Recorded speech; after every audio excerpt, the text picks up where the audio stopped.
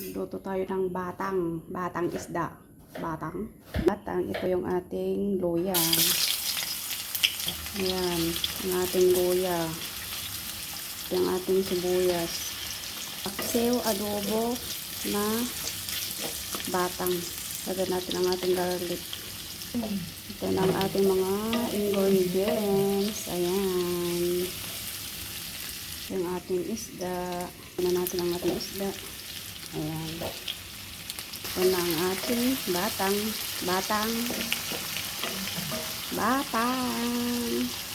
Ito na po siya. Ayan.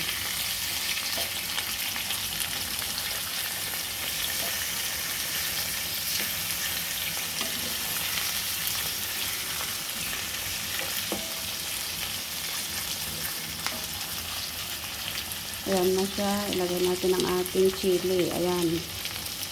Ito yung talagang fresh. Ayan. So, lagyan natin ng light sauce. Ito po siya. Ilagay din ako ng kaunting oyster sauce.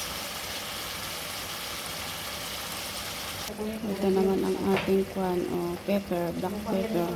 Ayan na siya. Maglagay tayo ng kaunting sugar para mas masarap.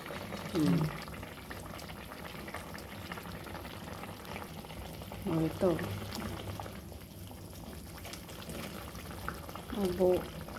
Adobo. Ayan, ready ng ating hapunan, mga lods. Ayan.